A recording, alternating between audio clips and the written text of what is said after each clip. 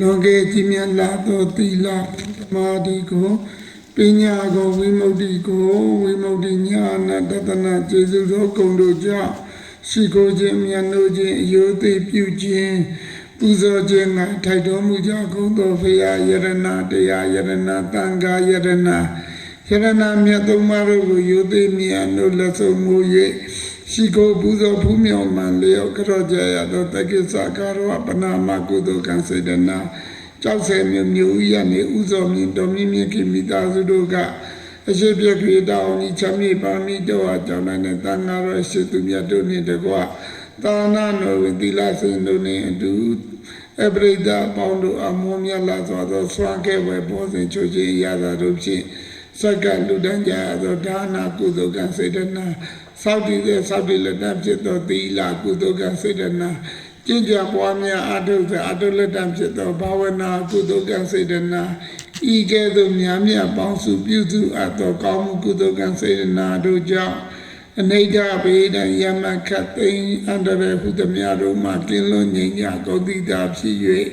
အသက်ရှိခြင်းအစင်လာခြင်းချမ်းသာခြင်းဘုံကိုကြည်ခြင်းဉာဏ်ပညာကြည်ခြင်းအစိုးရခြင်းအမျိုးမြတ်ခြင်းဒီဟုသောအကျိုးတရားတို့နှင့်ဘဝစတိုင်ပြည့်စုံကြဂုဏ်တိတာဖြစ်၍ဒါနသီလသမာဓိပညာကျင့်ဝဲရာ၄ပါးနိတိကန္တသုတ်တံတရားတို့ကိုဘဝမကြပွားများတို့ကိုကျင့်ကြံအားထုတ်နိုင်ကြကုန်သည်ဖြစ်၍နိဗ္ဗာန်ပရမတ်ကိုအရဟတဖို့ပါရလွယ်ရောက်လွယ်မျက်မှောက်ပြုလွယ်နိုင်ကြသည်ဖြစ်ကြစေအဟံဗန္တေနိဗ္ဗာနံပထာယိတဝါတိတရဏီနာသဟိပိသာသီလံသမာဓိယာမိပန္တေရှင်ဘုရားအဟံတပိတော်သည်နိဗ္ဗာနံဒုက္ခကတိငြိမ်းရာအမှန်ယနိဗ္ဗာန်ကိုပထာယိတဝါလူလာတောင်းတအပ်သည်ဖြစ်၍တိတရဏီနာသဟဖယားတရားတန်ခါအဖြစ်သုံးပါအစိုးမြတ်တရဏဂုဏ်နှင့်တကွာပိစသီလံသူတစ်ပါးတို့၏အသက်ကိုတပ်ဖြတ်ခြင်းမှရှောင်ကျဉ်ခြင်းသူတစ်ပါးတို့၏ဥစ္စာကိုလူရဲ့ခိုးယူခြင်းမှရှောင်ကျဉ်ခြင်းကာမဂုဏ်တို့၌မာရင်စွာကျင့်ခြင်းမှရှောင်ကျဉ်ခြင်းမုံမမှန်သောစကားတို့ကိုပြောဆိုခြင်းမှရှောင်ကျဉ်ခြင်းကုသိုလ်ကောင်းမှုတို့၏မေလျော့စေခြင်းအကြောင်းဖြစ်သောသေဤသေရဲ့မူ၏စေဝါတို့ကိုတောက်စားမူ၏ခြင်းမှရှောင်ကျဉ်ခြင်းတည်းဟူသောငါးပါးသောကိုယ်ချင်းသီလကိုသမာဓိယာမိကောင်းစွာဆောက်တည်ပါ၏မေတ္တာပို့သကြရအောင်အရှိအနာတောင်မြောက်လေးပြာတောင်လေးပြာနှင့်ထက်အောင်ဖီလာအနန္တစကြဝဠာအနန္တတတ္တဝါအပေါင်းတို့သည်ဘေးရန်ခတ်သိကင်းငြိမ်းကြပါစေစိုးရိမ်ကြောင်းကြကင်းငြိမ်းကြပါစေကိုယ်စိတ်နှစ်ပါးဆင်းရဲခြင်းမှလွတ်ကင်းကြပါစေမိမိကိုယ်ကို ချမ်းသာအောင်ရွတ်ဆောင်နိုင်ကြပါစေချမ်းသာကြပါစေချမ်းသာကြပါစေချမ်းသာကြပါစေဣဒာမေပုံညံအာတဝခယဝါဟောတုဣဒာမေဒါနံဣဒာမေသီလံဣဒာမေဘာဝနံနိဗ္ဗာနတပိစယောဟောတုမေတပိတော်ဤဣဒံပုံညံကြောက်စေမျိုးမြို့ဥရနေဥဇော်မြင့်တော်မြင့်မြင့်ခင်မိသားစုတို့ကတန်ဃာတော်အရှင်သူမြတ်တို့အားမုံမြတ်လာစွာသောစွာခဲပွဲပေါ်စဉ်ချိုးခြင်းရသာအပြာပြာတို့နှင့်တကွာလူဝဲဝိထုအစူစူတော်ဖြင့်ဆွမ်းလို့လူဒန်းရသောဒါနကုသိုလ်ကောင်းစွာကျင့်သောခံယူဆောက်တည်ရသောသီလကုသိုလ်ကျင့်ကြံပွားများအာထုံရသောဘာဝနာကုသိုလ်ကံစေတနာသည်အာတဝခယအာမတဝဘဝတဝဒိဋ္ဌာတဝအဝိဇ္ဇာတဝတိဟုသောအာတဝတရားလေးပါးတို့ဤကိယာကုံယာချုပ်ယာငြိမ်းရာဖြစ်သောနိဗ္ဗာန်တဒုက္ခခတေငြိမ်းရာအမှန်မြတ်နိဗ္ဗာန်ကိုဝါရွယ်ဆောင်နိုင်သည်ဣစေယော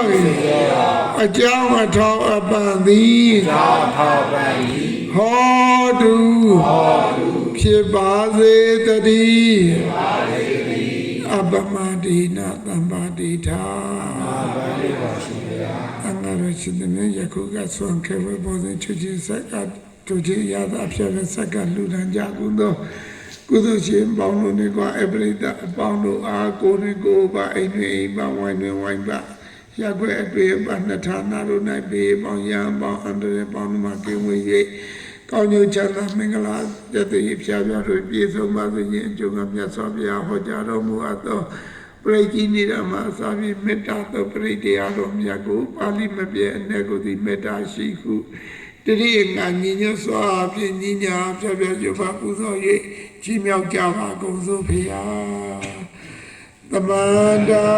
သကဝါလေတုအတ္တရာကိသန္တုဒေဝတာသဓမ္မမုနိရာသတ္တသုဏန္တုသကမောခေတံဓမ္မသဝေနာကလောယံပတန္တာဓမ္မသဝေနာကလောယံပတန္တာဓမ္မသဝေနာကလောယံပတန္တာနမောတတဗုဒ္ဓဝါတောအရဟတောသမ္မာသမ္ဗုဒ္ဓတနမောတတ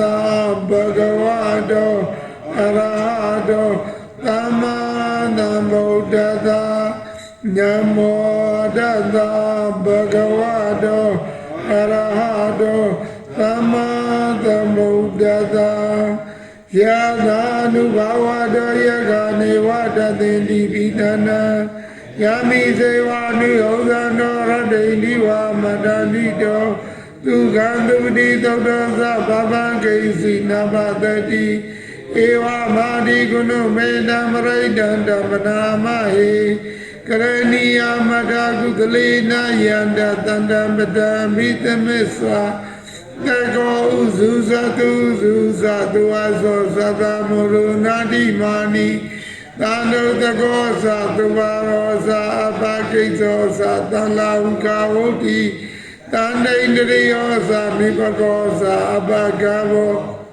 ဥလေသောအနန္နုဂိညာသာဂௌတမသရေကိစီယေနာဝိညုပရေဥပဝရေယောဒုက္ခိနောဝါဂေမိနောဟွန်တုသဗ္ဗတတဟွန်တုဒုက္ခိတတယေကေစီပါဏဗုရာနေနသဝါဒါဝရဝနဝသေတာဒီဃဝါယေဝမန္တမစိမာလတကအနုကထုလာ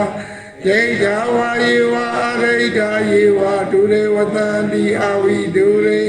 ဘုဒ္ဓဝသမဝေတိဝသဗ္ဗတတ္တဘွန်တုဒုက္ခိတတ္တ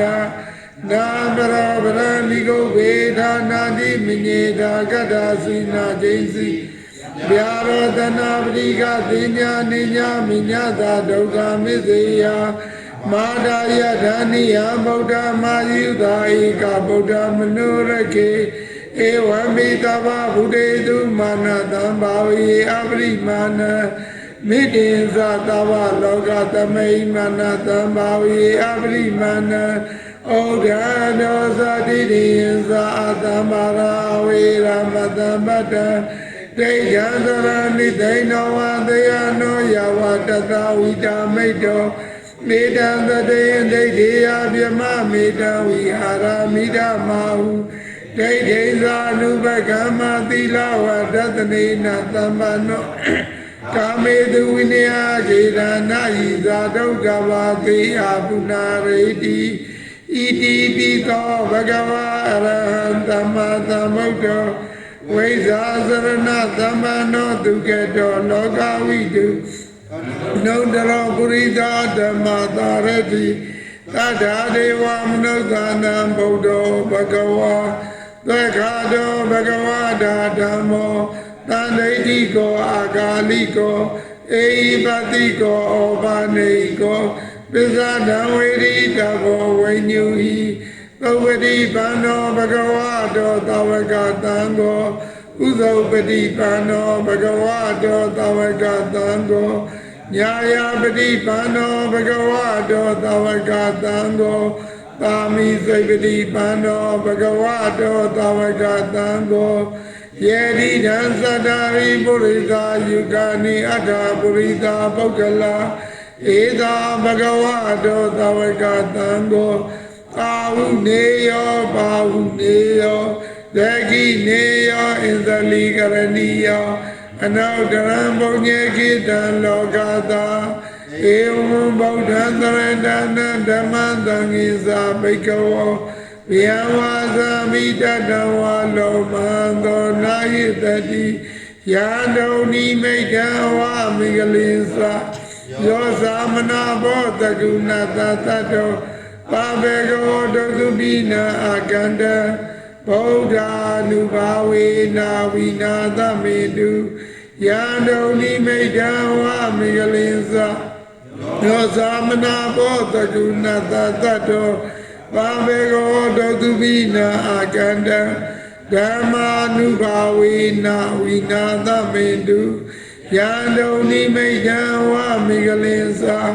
ယောသမနာဘောတကုဏတတတောပါဘေကောဒုသုပိနာအကန္တသံဃာနုဘာဝေနာဝိနာသမေတုဘဝတုတဗ္ဗမင်္ဂလရခဏုတဗ္ဗဒေဝတာတဗ္ဗဗုဒ္ဓ ानु ဘာဝေနတရာတုတိဘဝန္တုတေဘဝတုတဗ္ဗမင်္ဂလရခဏုတဗ္ဗဒေဝတာတဗ္ဗဓမ္မာနုဘာဝေနတရာတုတိဘဝန္တုတေဘဝတုတဗ္ဗမင်္ဂလရခဏုတဗ္ဗဒေဝတာတဗ္ဗသံဃာနုဘာဝေနတရာတုတိဘဝန္တုတေ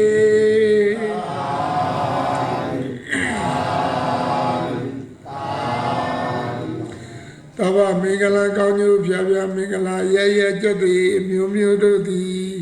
တေတုံမာကံယရဏသုံးပါးအာထာကုခေကြကုန်သောတင်သူတော်ကအပေါင်းတို့အား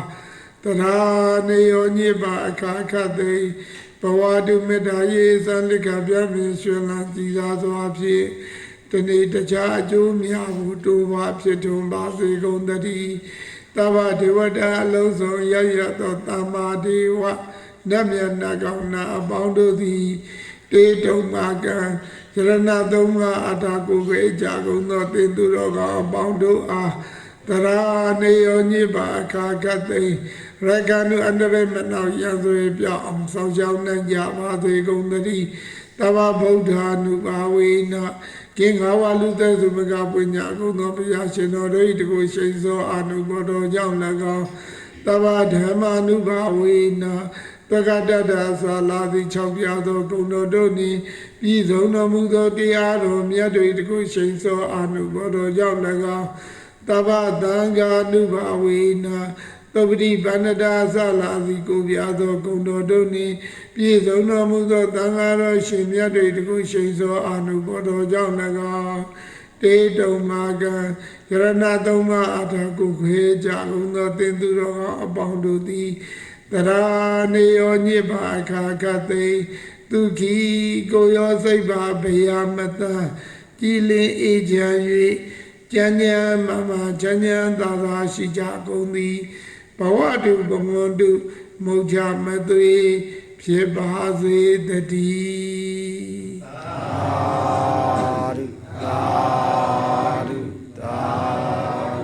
Anumodanatiya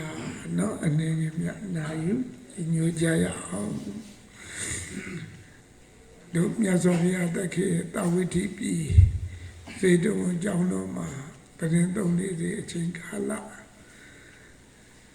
Nyatano ye Chima Nabi Maria, Miasofia, Laya, without Pumio Jar.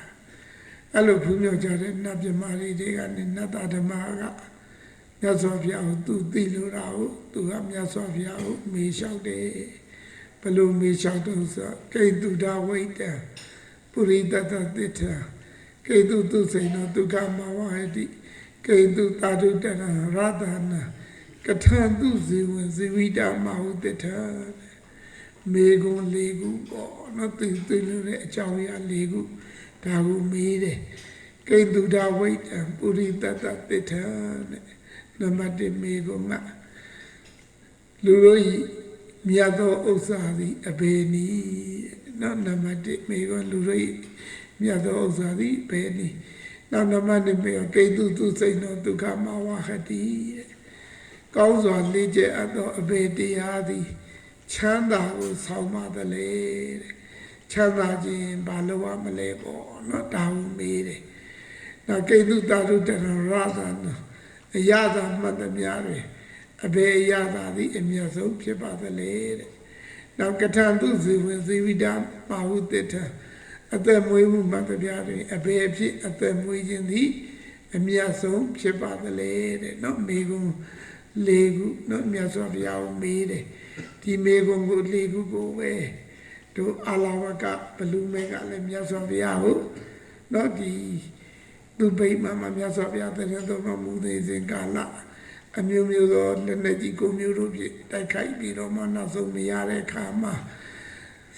2 years Boa, Mivari, not a thing said. Kasawafia like a mido, mother sound already, Diana, Saturday, Mego, Nego, Dow, Dunya Sofia made it,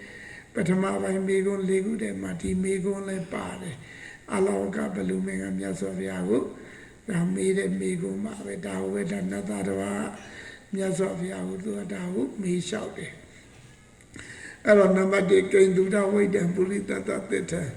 Luri in Yasono Osadi, a penny. Shredding with each other, but a miari. No aloha murila, Bea, and Yasono Osale, Piacia. That did our way down, Puri that the turn. Luri in Yasono Osasu, Tadate Yave. No logi sugar, Osayatanari, Usuragaro. Chanda would be some naimari. No Arari she there to Yamima. Ati to Gaza, she jin Chanda for. Go my long of the sugar, Osari, she nilo she. So go Chanda Rare. Poga to cat. A loco my sugar, Osayanari, Pies on their treasure. သုံးဆောင်ခံစားနိုင်တဲ့ချမ်းသာဆိုလည်းရရှိနိုင်တာပဲမိဘတွေကိုလည်းပြန်ပြီးတော့ကျွေးမွေးထောက်ပံ့နိုင်တဲ့သားတွေသမီးတွေကိုလည်းတော့လူတစ်လုံးတစ်လုံးဖြစ်အောင်ချီးမြှောက်ထောက်ပံ့နိုင်တဲ့ဆွေတွေမျိုးတွေကိုလည်းထောက်ပံ့နိုင်တဲ့ယခုလိုကုသိုလ်ကောင်းမှုတွေကိုလည်းဘာလို့နိုင်လို့ပြုနိုင်တာပဲတော့ရှိတော့နော်အရာဘောဂဒုက္ခလို့ခေါ်တယ်နော်အနာနေယဒုက္ခဆိုအကျွေးကင်းတဲ့ချမ်းသာကိုယ်မှာသိတဲ့ဥစ္စာနဲ့ပြည့်စုံနေအကျွေးကင်းတော့စိတ်ရောကိုယ်ကချမ်းသာတယ်နော်အနာဝိဇ္ဇဒုက္ခတရားသဖြင့်သိတဲ့ဥစ္စာတွေဖြစ်နေတဲ့ဟာကြတော့အပြည့်ကင်းတဲ့ချမ်းသာလည်းဘာလို့ရရှိတယ်ဒါပေမဲ့ဒီသိတဲ့ဥစ္စာရွှေငွေတွေကအခက်အခဲသိချမ်းသာကိုပေးသလားဆိုတော့မပေးနိုင်ဘူးရန်သူမျိုး၅ပါးနဲ့လည်းအမြဲတမ်းဆက်ဆံနေတယ်ဒီဥစ္စာတွေကြောင့်ပဲကိုယ်မှာနော်အသက်အန္တရာယ်တွေကြေုံလာတာရှိတယ်တို့ဒီဥစ္စာတွေကြောင့်ပဲမိသားစုအချင်းချင်းဆွေမျိုးအချင်းချင်းမောင်နှမအချင်းချင်းတွေလည်းစိတ်ဝမ်းနေပါတော့ဝေကြအားမျိုးတွေလည်းရှိကြတယ်ဒါကြောင့်မလို့ဒီရွှေငွေဥစ္စာတွေကအခါခါသိချမ်းသာကိုပေးစွမ်းနိုင်သလားဆိုတော့အလုံးမပေးစွမ်းနိုင်ဘူးအဲ့တော့အမြတ်ခါသိချမ်းသာကိုပေးစွမ်းနိုင်တာဘာလို့ဆိုတတ္တာတရားဒီဟူသောဥစ္စာပဲတဲ့ဒါကြောင့်တတ္တိတဝိတံပုရိတတ္တသစ္စာလူတို့ရဲ့အမြတ်ဆုံးသောဥစ္စာဆိုတကယ်တမ်းကြောင့်တတ္တာတရားပဲတတ္တာတရားဒီဟူသောဥစ္စာနော်တို့လောကမှာကိုယ်လက်ထဲမှာနောက်ရွှေဥစ္စာတွေရှိမှကိုယ်အလိုရှိရတယ်ကိုဘာလုပ်နိုင်လို့ဝယ်ယူသုံးဆောင်ခံစားနိုင်တယ်လို့ပဲတတ္တာတရားရှိမှလေပါတော့ဆိုအကုန်မှာဟလာအလူဒါနတွေကိုလည်းပြုနိုင်တယ်ကိုကျင့်သီလတွေကိုလည်းစောင့်ထိုင်နိုင်တယ်ဥပုသ်သီလတွေကိုလည်းစောင့်ထိုင်နိုင်တယ်တရားဘာဝနာတွေကိုလည်းဘာလုပ်နိုင်လို့အားထုတ်နိုင်တယ်နော်ဒါကြောင့်ဘုရားရှင်တတ္တာဥပနိတ္တယဒါနံဒေတိတဲ့သီလသမာဓိယတိဥဝတ္တကမ္မံကရောတိဇာနာဥပ္ပါဒိတိဝိပဿနာဥပ္ပါဒိတိတဲ့ကိုယ်မှာတတ္တတရားဒီဟူသောဥစ္စာတွေကအားကောင်းလာပြီရှိလာပြီဆိုရင်ဒါနံဒေတိတဲ့ခုလိုနော်အလူကြီးကောင်းကုသိုလ်ကောင်းမှုတွေကိုဘာလို့နိုင်တော့လုံနိုင်တယ်သီလသမာဓိယတိတဲ့ကိုကျင့်သီလလည်းဘာဖြစ်လာတော့ကောင်းတယ်မြဲလာတယ်ဘာကြောင့်လဲဆိုရင်တရားတရားရှိလို့ဥပဒတကမ္မကရောတိအခါလျော်သွားလဲဥပုသ္တိလာကိုဘာလို့စောင့်နိုင်တာဘာရှိမှတော့တရားတရားရှိမှနော်အဲ့ဒီလိုနောက်ဇာနာဥပ္ပါဒိတိတဲ့ဝိပဿနာဥပ္ပါဒိသမထဝိပဿနာတရားတွေကိုလည်းကြည်ကြံပွားများအားထုတ်တယ်ဆိုတော့တရားတရားရှိမှတရားတရားမရှိရင်အားမထုတ်နိုင်ဘူးနော်ဒါကြောင့်တတ္တတရားဒီလက်နဲ့တူတယ်တဲ့လက်အစုံပါနေတဲ့လူကကိုလူရှိတဲ့လာမှတွေ့ရတဲ့ရွှေမျိုးဥစ္စာတွေကိုကောက်ယူနိုင်တယ်လို့တရားတရားရှိမှနော်ဒါနသီလသမာဓိပညာဆိုတဲ့ဒီတရားတွေရအောင်ပါလို့နိုင်တော့ယူနိုင်တာတရားတရားမရှိယူနိုင်ပါမလားမယူနိုင်ဘူးတရားတရားရှိမှလည်းလူနဲ့နိဗ္ဗာန်သုံးတန်သောချမ်းသာကိုပါလို့ရရှိတာနော်ဒါကြောင့်တတ္တာတရားဒီကိုဥစ္စာကအရေးအကြီးဆုံးပဲနော်ဒါကြောင့်တတ္တိတဝိတံပုရိတတ္တသစ္စာနဲ့လူတို့ရဲ့အမြတ်ဆုံးသောဥစ္စာဆိုတရားတရားပါပဲတဲ့နော်တော့ကိဉ္စုသူစိန်တော်ဒုက္ခမာဝဟတိတဲ့ကောင်းစွာလေ့ကျင့်ရတော့ဘယ်တရားဒီချမ်းသာကိုဆောင်ပါသလဲတဲ့ဘာလို့ရင်ချမ်းသာမလဲပေါ့နော်ဒါကိုမေးတယ်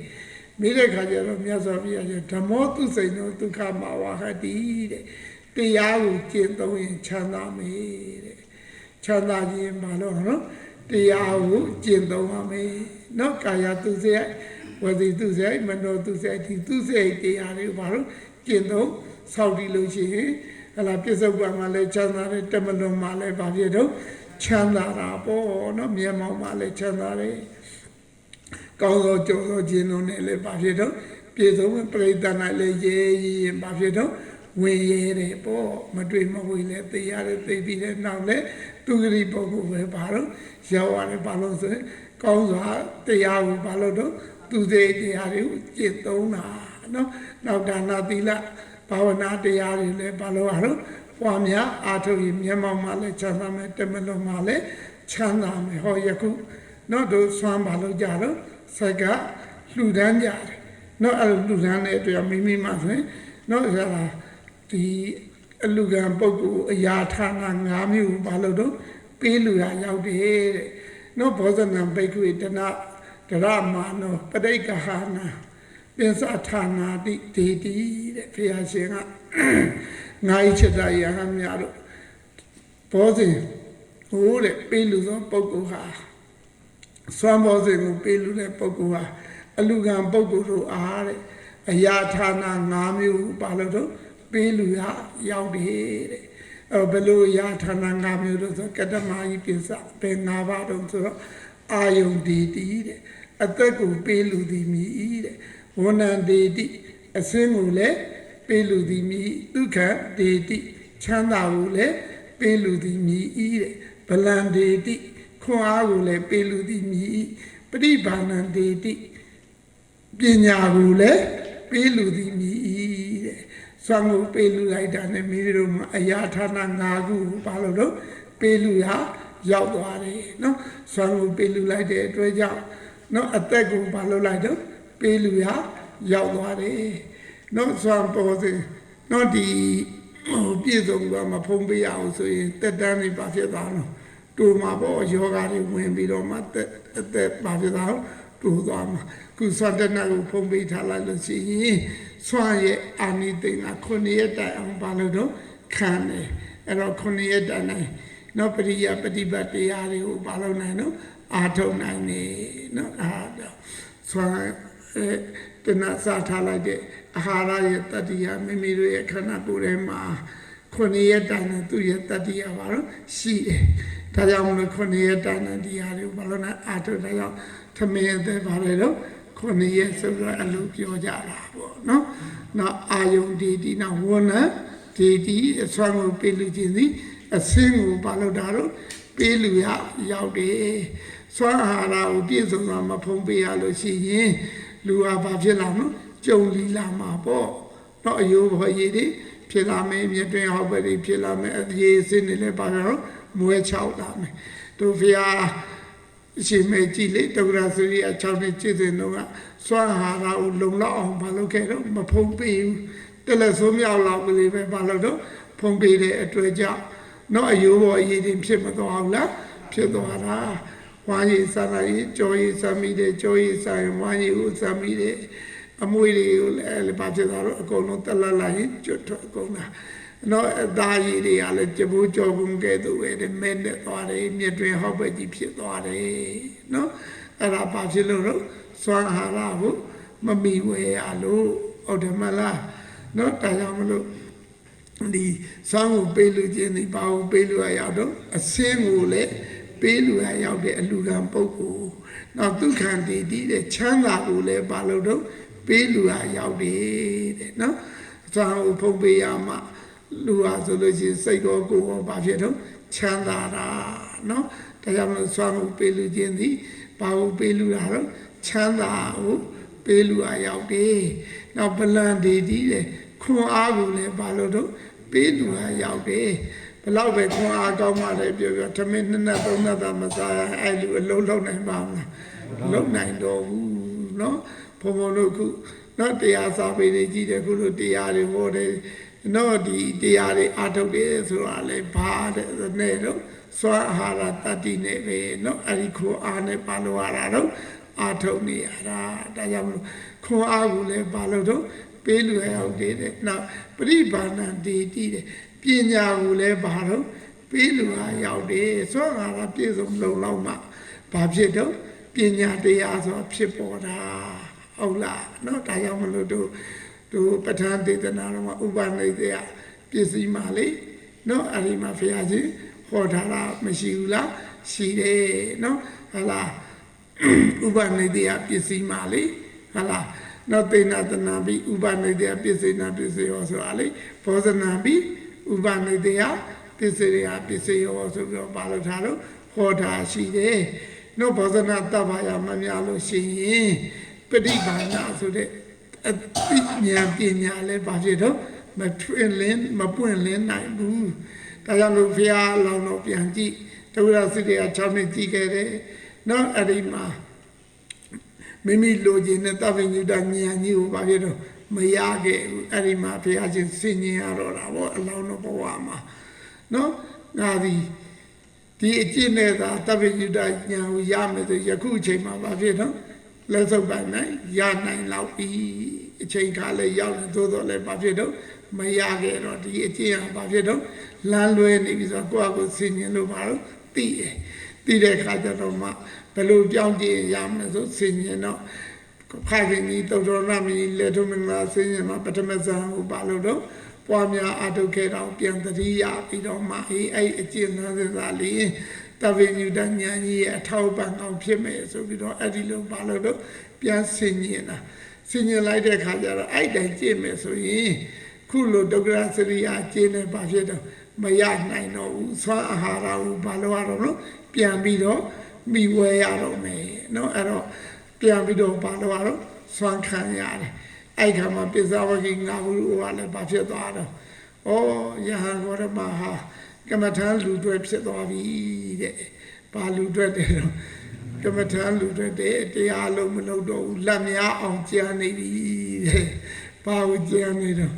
လက်များအောင်ကြံအမှန်တော့အားပြန်မွေတာလေအဲ့ဒါကိုသူတို့ဘယ်လိုထင်နော်လက်များအောင်ကြံနေလို့ထင်တာနော်အဲ့ဒီလိုအဲ့ဒါနဲ့တို့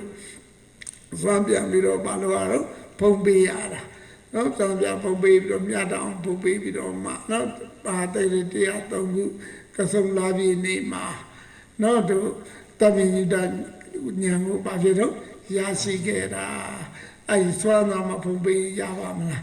မရနိုင်ဘူးနော်ဒါကြောင့်မလို့စွမ်းကိုပေးလူချင်းသည်ပညာကိုလည်းဘာလို့တော့ပေးလူဟာရောက်တယ်အဲ့လိုပေးလူရတဲ့အတွက်မိမိတို့မှလည်းဒီကုသိုလ်ရဲ့အကျိုးကြောင့်မိတို့မှလူဖြစ်ရင်လည်းအသက်ရှိတယ်လူဖြစ်ပဲနတ်ဖြစ်ရင်လည်းအသက်ရှိတဲ့နတ်မျိုးမှပါတော့ဖြစ်ရမယ်နော်အဲ့ဒီလိုနောက်တစ်ခါလူဖြစ်ရင်လည်းအစင်လာတဲ့လူဖြစ်ပဲနတ်ဖြစ်ရင်လည်းအစင်လာတဲ့နတ်မျိုးမှပါတော့ဖြစ်ရတယ်နောက်လူဖြစ်ရင်လည်းလူစည်းစိမ်ဥစ္စာနဲ့ပြည်စုံကြွယ်ဝချမ်းသာမယ်နတ်ဖြစ်ရင်နတ်တို့ရဲ့စည်းစိမ်ဥစ္စာနဲ့ကြွယ်ဝချမ်းသာခြင်းနတ်မျိုးမှပါတော့ဖြစ်ရမယ်တဲ့နော်နောက်ခွန်အားကြီးတဲ့လူဖြစ်ကိုရမယ်နတ်ဖြစ်ရင်လည်းခွန်အားကြီးတဲ့နတ်အဖြစ်ကိုဘာဖြစ်တော့ရောက်ရတယ်ခွန်အားကြီးတဲ့နော်ဒီဟိုဟာဆွမ်းကိုလူမနာလူဖြစ်ရင်လည်းပညာဉာဏ်ကြီးတဲ့လူဖြစ်ရတယ်နတ်ဖြစ်ရင်လည်းပညာဉာဏ်ကြီးတဲ့ဘာလို့နတ်မျိုးမှဖြစ်ရတယ်နော်ဒါကြောင့်မလို့ဒီတော့ချမ်းသာခြင်းဘာလို့အောင်လို့သူတော်ကောင်းတရားကိုကျင့်သုံးရမယ်တဲ့ဒါကြောင့်ဓမ္မောတုစိတ်တော်ဒုက္ခမာဝတိဆိုတာနောက်ခုလို့ဆွမ်းကိုလူတဲ့အတွက်ဆွမ်းအကျိုး၅ပါးတို့မရဘူးလားရမယ်နော်အဲ့ဒါလည်းဒီချမ်းသာ၅မျိုးမရနိုင်ဘူးလားရနိုင်တယ်နော်ဒါကြောင့်ဘာလို့လို့ရင်ချမ်းသာမလို့ဆိုရင်ဓမ္မောတုစိတ်တော်ဒုက္ခမာဝတိတရားကိုကျင့်သုံးရင်ဘာလို့ချမ်းသာမယ်လေနော်ဓမ္မောဝိရကတိဓမ္မစာရင်လေတရားကိုကျင့်တဲ့ပုဂ္ဂိုလ်ကတရားပြန်ပြီးတော့ဘာလို့မှာတော့စောင့်ရှောက်မှာနော်အေးဒါကြောင့်ချမ်းသာခြင်းဘာလို့နော်တရားကိုကျင့်ရမယ်တဲ့နော်နောက်အရသာမှန်တယ်ဘယ်အရသာသည်အမြတ်ဆုံးဖြစ်တယ်လေတဲ့နော်အဲ့ဒါမေးတယ်တာရုတ္တရရသနာဆိုပြီးတော့မှနော်အဲ့ဒါမေးတယ်အဲ့ဒါသစ္စာတာရုတ္တရရသနာနဲ့အရသာမှန်တယ်များတယ်သစ္စာရဲ့အရသာကအမြတ်ဆုံးမေးတဲ့ဝစီသစ္စာရဲ့အရသာဘာဖြစ်တော့အမြတ်ဆုံးမေးနော်မှတ်ကနာကိုပြောဆိုတာကိုဘာလို့ခေါ်တော့သစ္စာနော်တို့ဖျားအလောင်းတော်တို့ဟာနုစဉ်ဘဝမှာတော့ငါးပါးသီလထဲမှာနော်မုဒ္ဒဝါဒတွင်ကျန်တဲ့၄ပါးကျူးလွန်ရင်ဘာလို့ကျူးလွန်ခဲ့လိမ့်မယ်တဲ့မုဒ္ဒဝါဒကိုလုံးဝဘာလို့တော့မကျူးလွန်ခဲ့ဘူးဘာကြောင့်လို့ဆိုသစ္စာတရားကိုဘာလို့မှာဟောမဲ့ဖျားဖြစ်လို့ဖျားအလောင်းတော်မှသမျှသည်ဘာဖြစ်တော့နုစဉ်ကာလမှာတောင်းမှမူသားစကားကိုတော့ဘာဖြစ်တော့မပြောနော်ဒါကြောင့်အရာသာမှာသစ္စာရဲ့အရာသာဘာလို့အမြတ်ဆုံးပြောဆိုနော်ဟလာတကားသစ္စာတည်သောခါရင်ဩဇာလေးနဲ့ပေါ်စီတွေ့ရနွယ်မြတ်သစ်ပင်ပါလေနော်စိတ်ဘက်တောင်ဝင်နေစိတ်အဖြစ်ကိုတော့မှသစ္စာဆိုရင်မရဘူးလားရတာပေါ့နော်အဲ့လိုတို့ဖះလောင်သူနာတာမညာစိမ့်နဲ့မိန်မောနေတဲ့ခါမှာနော်မိခင်အောင်ဖြစ်တဲ့နာမင်းကြီးတို့ဒုက္ခရာနဲ့ပါရိကာတို့ပါလို့ကြတော့သစ္စာဆိုတဲ့ခါကျတော့ပြန်ပြီးတော့မှနော်မိန်မောနေတာနဲ့ပြန်ပြီးတော့ထားမလာဘူးလားထားလာတယ်ဘာရဲ့အစွမ်းနော်သစ္စာရဲ့အစွမ်းတို့ဖះလောင်ငုံမြင့်ဘဝမှာလေနော်တော်မီဘာဖြစ်တော့အန်ဒီကျုံလာတဲ့အခါမှာတို့တော်မီအန်ဒီကိုဘာနဲ့ပဲကာကွယ်ခဲ့ရတော့သစ္စာနဲ့ပဲတခြားဘာမှသူ့မှာလေအာကိုရာပါတော့မရှိတော့ဘာပဲရှိတော့နော် သစ္စာပဲရှိတော့တာအဲ့လိုပဲဝိသလိပြီးမှလည်းကကြီးသုံးပါးပဲစိုက်တော့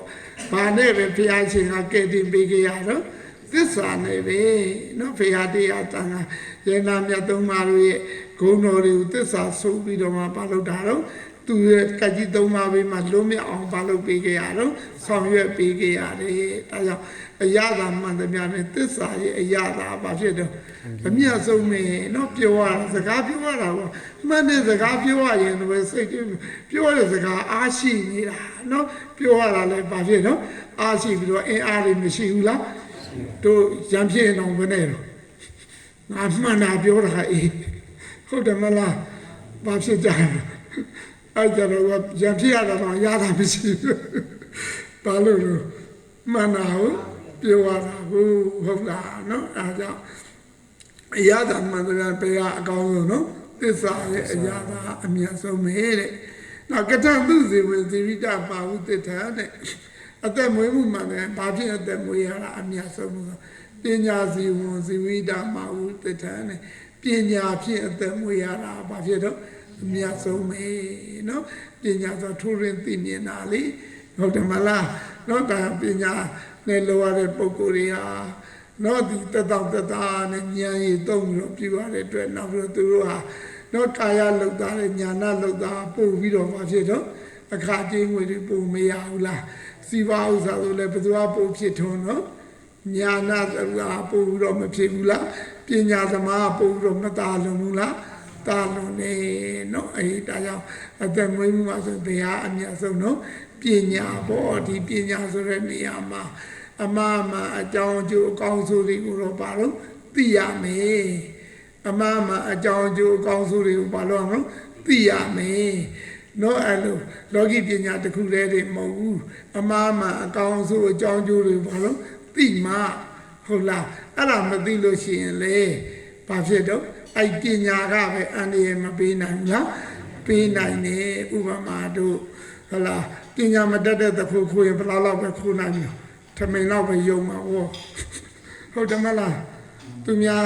လေလေရတယ်ဘာလို့လဲဒီနာတော့ပဲခိုးမှာပေါ့ဟုတ်တယ်မလားအေးပညာသားတတ်တယ်လို့ပဲနေစိတ်ဓာတ်မမှန်ပြောတာဟုတ်လားနော်ဒါကြောင့်မလို့တာမအာဇီဝပါတော့ဖြစ်ရမယ်အမှားမှအကြောင်းကျိုးအကောင်းဆိုတွေကိုလည်းပါတော့သိမြင်ရမယ်ဟုတ်ကလားအေးဒါကြောင့်အသက်မွေးမှုမှန်တယ်ဘယ်ရသည်အများဆုံးနော်ပညာဖြင့်အသက်မွေးတာသည်အမြတ်ဆုံးပဲတဲ့နော်အဲ့တော့တို့တရားကိုအနှစ်ချုပ်လိုက်မယ်ဆိုရင်လူရင်းကိုပြောမယ်ဆိုရင်လူတို့ရဲ့အမြတ်ဆုံးသောဥစ္စာသည်တရားတရားနော်ဘာလို့ရင်ချမ်းသာမလို့တရားကိုကျင့်သုံးရင်ချမ်းသာမယ်အရာသာမှန်သမျှဖြင့်သစ္စာရဲ့အရာသာအမြတ်ဆုံးအသက်မွေးမှုမှန်သမျှဖြင့်ပညာဖြင့်အသက်မွေးတာသည်ပါတော့အမြတ်ဆုံးပဲ